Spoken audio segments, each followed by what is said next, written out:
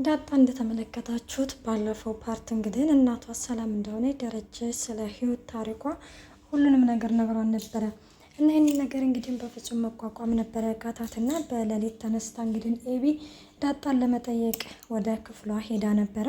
እንግዲህ ማታ ላይ ራሱ እንዳያችሁት እንግዲህ ኤቢ ማለት ነው ዳጣን ጠይቃት ነበረ። ምንድነው ምን ሆነሽ ነው ማለት እንደዚህ ግሉኮስ እስከሚታከልልሽ ድረስ ምን ገጥሞሽ ነው ብላት ነበረ። ግን ደግሞ ደረጀ ለማንም ሰው እንዳትናገሩ ኤቢ ራሱ ማወቅ የለባትም ብሎ ስለነገራት እንግዲህ መናገር አልፈለገችም። ስለዚህ ልውጣልሽ ለብቻሽ መሆን ትፈልጊያለሽ ስትላት ራሱ አውድ ብላ እንግዲህ በቅንጭላቷ ምልክት ነበር ያሳየቻት ማለት ነው። እና በሌሊት እንግዲህ ተነስታ ኤቢ ይቺ ዳጣ ሄደችው እንግዲህ ወደ ቤተ ክርስቲያን ነበረ። እኔ በእርግጥም ከመጀመሪያው ማለት ነው የሆነ ሰላም እናቷ መሆኗን ስትነገር በሰላም ላይ ቂም ትይዝባታለች ወይስ ምን ትል ይሆን ብዬ እኔ ሆነ ብዙ ጊዜ በቅንጭላቴ ሌላ ነገር መጥቶብኝ ነበረ። ግን ደግሞ ዳጣ እንደተመለከታችኋት ያው እንዳለችውም በእርግጥም እኔ እናቴ ምንም ኮን ግን ብቻ ላገኛት እያለች ነበረ። ግን ደግሞ ደረጀ ደስ የሚለው ነገር ሰላምን አላስጠቆራትም። እሷ ለ21 ዓመት እንግዲህ በእኛ ቤት ሰራተኛ ሆና የኖረችው አንቺን ስትጠብቅሽ ነው ሲልም እንግዲህ እውነታውን ነግሯታል። እና ዳጣም እንግዲህ ተረድታለች ማለት ነው። እናም እንደተመለከታችሁት እንግዲህ ደረጀን በሌሊት ተነስቶ ነበረ። ኤቢ እንግዲህ ቀድመው ተነስታለች። አበቂ የለሽ ለምንድን ነው በጠዋት የተነሳሽው ምናምን ሲላት እንግዲህ እንደ አባዬ አንተ እኮ ስለማታስተውለኝ ነው እንጂ እኮ በጠዋት ነው የምነሳው ስትልም ትጠይቀዋለች። ኤቢ እንግዲህ በሌሊት ተነስታ ዳጣን ክፍሏ ስታጣት ማን ነው ገዚን ጠይቀው ነበረ። ገዚ እንግዲህ እንዳያችሁት የግቢው ጠባቂ ነው። በእርግጥም እሱ ምንድን ነው ያለው? እኔ ሰው እኮ አልጠብቅም ማለት ይሄ ግቢ ነው እንጂ ነው ያለው። ግን ደግሞ ነው ይሄ ነገር አያስኬድም ማለት ወጭ ገቢውን ሊመለከት ምናምን ነው እንጂ በእርግጥም በገዚ ላይ አይፈረድም። ሲቀጥልም ደግሞ ይፈረዳል። ለምንድን ብትሉ ምክንያቱም ደረጀ እንግዲህ ግን ይሄንን ቤት ኃላፊነት የለቀቀው ለሱ ነው። ግቢው የተለቀቀው እንግዲህ ኃላፊነቱ ለሱ ነው። እና ኤቢ ራሱ ሄዳ ዳጣን ይታታለሁ ማለት ዳጣ ከዚህ ከቤት ወጣለች ምናምን ስትለው አረ ማንም ሰው አልወጣም ማለት አንቺ ነሽ ገና በሩን አንቺ ከፈሽው ሲልም እንግዲህ ይነግራታል። እና ኤቢም እንግዲህ ተመልሳ ወደ ውስጥ ትገባለች። እንግዲህ ደረጀ ምን ይላታል እንግዲህ ዳጣን አየሻት እንደምናምን ሲላትም አይ አባዬ ሂድ እስቲ አንተ ያት ምናምን ትለዋለች። ማለት ምንድነው ችግር አለ እንዴ ሲላት አይ አባዬ ሂደና አንተ ያት ምናምን ትለዋለች። ደረጀም እንግዲህ ሄዶ ማለት ነው በሩን ሲከፍተው ዳጣ የለችም። ከዚህ ኪዳኑ ዳጣ እኮ የለችም ምናምን ሲላ ወደ አባዬ የለችም አንተ እኮ ሂድናት ብዬ ነው እንጂ እኔ መጀመሪያ ሄጄ ላናግራት ነበረ። ስለዚህ የለችም ክፍሏ። ቆይ አባዬ ምን ተፈጥሮ ነው? ማታ እጇ ላይ ግሉኮስ ተተክሎላት ሁሉ አይቻለሁ። ምንድን ነው ግሉኮስ እስከሚተከልላት ድረስ ምን ተፈጥሮ ነው? ምን ገጥሟት ነው? በማለትም ትጠይቀዋለች። እሱን በሌላ ቀን እነግርሻለሁኝ። አሁን ግን ዳጣ የት እንደሄደች ማጣራት አለብን። ስልክ ደውይላት ምናምን ሲሉም ስልክ ደውይላት ነበር ስልኩ ያለው ክፍሏ ነው ትለዋለች። እና ደረጀ በዚህ ጊዜ በጣም ደነገጠ። እንዴ ማለት እንዴት ወዴት ሄዳ ነው? በቃ አይ ማለት ማታ የነገራችኋት ነገር ምንድን ነው አባዬ? ወይ ደንግጣ ወይ ፈርታ እንደሆነ ስትልም እንግዲህ ነግራታል። በቃ ገዜን ጠይቀሽው እንደ ምናምን ሲላት አይ ገዜን ጠይቀዋለሁ ምናምን ትላለች። በቃ አንቺ ፈልጊ ወደ ውሃ ጋር ሄዳም ሊሆን ይችላል ቤት ውስጥ ሁሉንም ነገር ፈልጊ ምናምን ብሎ ደረጀን በመደናገጥ ወደ ውጭ ይወጣል ማለት ነው። እና ደረጀም እንግዲህ ከን ገዜን ጠይቆት ነበረና ቱሪስት ገዜ ምናምን ብሎ እንግዲህ ገዜን ይጠራዋል። ገዜም ምንድነው ጋሽ ችግር አለ እንዴ ሲል ዳጣ ቤት የለችም ማለት ስትወጣ አይታታል ሲልም አራ ላይ ይሃትም ጋሽ ምናምን ይላል። ተኝተ ነበር እንዳለው አይ እኔ በእርግጥ አልተኛሁም ግን ደግሞ ጠዋት ላይ የዶሮ እንቅልፍ ሸለብ አድርጎ ነበር ሲልም ይመልሳል። እና እንግዲህ እንዴ ሰራተኛ የተኛም ያለው ማን ነው? ጉድ እኮ ነው ጎበዝ። እና እንደዛም ሲል በቃ እሺ በቃ ምናምን ብሎም ቆይና ይሄ ግቢው እኮ አንድ በር ነው ያለው እንዴት አላየሃትም ምናምን በማለትም ቆጣ ባለ ድምጽ እንግዲህ ነበረ ደረጀ ራሱ እየተናገረው። እኔ እንጃ ጋሽ እኔ እንዴት እኔ ምን አውቃለሁ ምናምን እና ስትወጣ አላየሃትም ሲል ኧረ እኔ ወላሊትን ያላየኋትም በማለትም እንግዲህ ገዜም ይመልሳል ማለት ነው። እንግዲህ ስልክ ወደ ሰላም ጋር ነበር ቀጥታ የደወለው። እና ኤቢ ደግሞ ወደ ውሃ እየሄዳ ነበርና ውሃ እንግዲህ እንቺ ለምንድን ነው በሩን ቆልፈሽ የማትተኙ ምናምን ስትላት ማለት ነው። እናም ያው ውሃዬ ደግሞ እንዳያችሁት እንኳን በር ልቆልፍ አይደለም አስቡት እናም ሌላው እንግዲህ ያው እንደተመለከታችሁት ዳጣ ወደ አንቺ ጋር መጥታ ነበረች ስትልም ትጠይቃታለች። አዎ መጥታ ነበር አለቻት።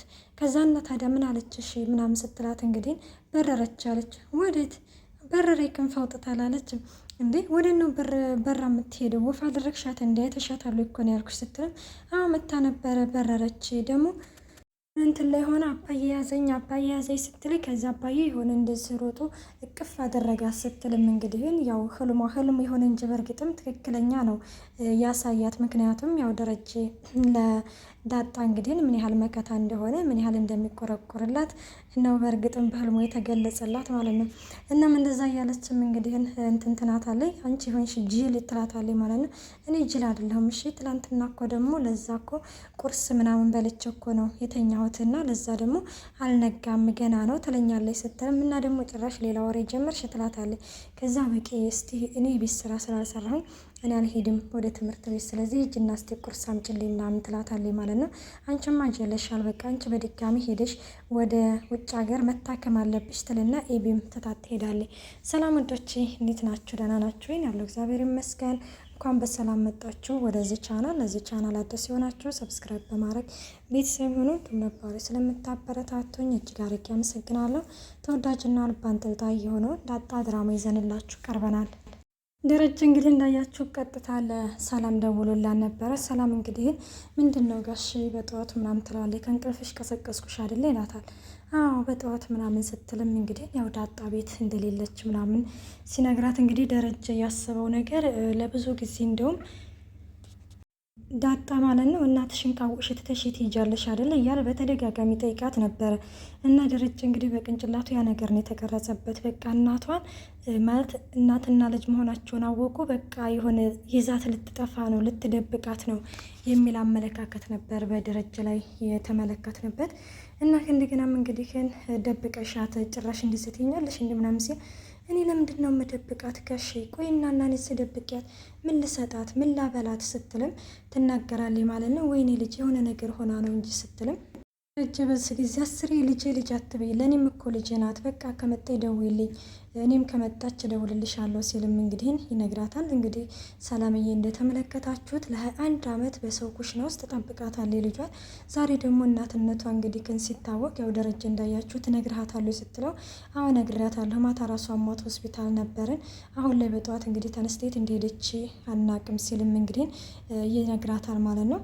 እና በቃ አስቡት እንግዲህ እሱ አሁን ራሱ ሰላም ምንድን ነው ያለችው? እስከ ዛሬ እሱን ስጠብቅ ነው ምነው ነግሪያት ቢሆን እያለችም እንግዲህ ግን ነበር አሁን ላይ እንግዲህ እየተጸጸተች ያለችው ማለት ነው። ልጅ የሆነ ነገር ሆናብኝ ነው፣ ቆይ ምን ውስጥ ገብታ ይሆን እያለችም እንግዲህ እንትን ትላለች። ሌላው እንግዲህ ለዛ ነች ወይኔ ለዛ ደግሞ ማለት ነው ወይኔ የኔ ቆንጆ አሁን ቆየት ጠፍታ ይሆን ምናምን እያለች እንግዲህ ከዛ ገዜ ይመጣል ማለት ነው። እንደው ገዜ ባትፈጠር ይሻልሃል፣ እንደው ባትፈጠር ይሻልሃል፣ ወይኔ ቅሌትህ፣ ወይኔ ውርደትህ ውርደት አለ። አረ እንዳቻው ጓርደሽ እና ምንድን ውርደት ነው የምታወሪብኝ ስትልም ዳጣ እኮ የለችም ቤት ስትልም ትነግረዋለች። እና ታዲያ ምን ላደርግ ምናምን ሲልም እንግዲህ እንዴ ግቢውን ጠብቅ እኮ ነው የተባልከው፣ እዚህ ከብት ያለ መሰለክ እንዴ ምናምን ሲልም እንዴ እኔ ግቢ ነው እንጂ ጠብቅ እኮ የተባልኩት ሰው እኮ አይደለም ልጠብቅ የመጣሁት ምናምን ሲልም እና ታዳኛ ሰው ነው እንጂ ቤት ያለው ከብት አለ እንዴ ሲላው ከብትማ ላንቺ አንዷ ከብት አይደለች እንዴ ሲልም ገዜ የሚመልስላታል። ከምሬ ነው ገዜ እንዲሁ ብጠፋ ይሻልሃል ስትለው እኔ ወደ ነው የምጠፋው፣ በፍጹም አልጠፋም፣ እኔ እኮ ተያዥ አለኝ እኮ በተያዥ እኮ ነው የገባሁት፣ ይልቅ ልጅቷ እንድትገኝ ብለሽ ጸልይ ሲልም እንግዲህ ገዜም ይመልስላታል ማለት ነው። እንግዲህ ያው ወይዘሮ ማርታም እንግዲህ የሰው ልጅ ቆይ ምንድን ነው የምናወራው? አይ ማርታ የኔ የዋህ ጉዳን አላወቀች የሰው ልጅ ቆይ ምንድን ነው ወደ ኬለች ብለን አሁን የምንናገረው ለቤተሰቦቿ ምንድን ነው የምንለው እያለችም እንግዲህ በጣም እየተጨነቀች ነበረ ማለት ነው። እና ያው ኤቢ እንግዲህ ወደ ናታን ክፍል ትሄድና ናታን እንግዲህ ማለት ዳጣ ወደ አንተ ጋር መጣችም እንዴ ትለዋለች። ማለት አልገባኝም፣ ለምንድን ነው እኔ ጋር የምትመጣው ትለዋለች ማለት ነው። ስትለው እንግዲህ ዳጣ እኮ ቤት የለችም ትለዋለች። ምን አለ? አዎ ዳጣ ቤት እኮ የለችም ጠፍታለች ምናምን ትለዋለች። ከዛ ናታን በዚህ ጊዜ በጣም ይደነግጣል። ቆይ ናታን ማታ ምን ተፈጥሮ ነው? ምንም ነገር እኮ አልነገራችሁኝም። እናቷም አወቀች እንደምናም ስትል አውቃለች ማለት ለዛም ነበረ ያመሸነው ሐኪም ቤት ምናምን ሄዳ ነበር ግሉኮስ የተተከለላት ሲልም እንግዲህ ይነግራታል። እንግዲህ ያው ኤቢ እንግዲህ ነው የምትለው በቃ ፈርታ ወይም ደንግጣ ነው ከዚህ ከቤት ሄደችው የሚል ነው እንግዲህ አስተሳሰብ ያላት። ከዛ ደግሞ እናቷን ከነገራት አባዬ ለምንድን እናቷ ጋር ሄዳ ነው የሚሆነው እዛ ይደውል ትላለች ማለት ነው እንግዲህ። ከዛም ይሄንን ነገር እንግዲህ ከን እየተነጋገሩ ናታንም እየወጡና እንግዲህ ሳሎን ተቀምጠው ቆይ አሁን ወደ ሄደች ይባላል እያሉም እንግዲህ እያወሩ ባሉበት ጊዜ ላይ እና እንግዲህ ኤቢ ማለት ነው የዳጣን እናት አየሃት ምናምን ስትል አይ እኔ አላየኋትም ይላል።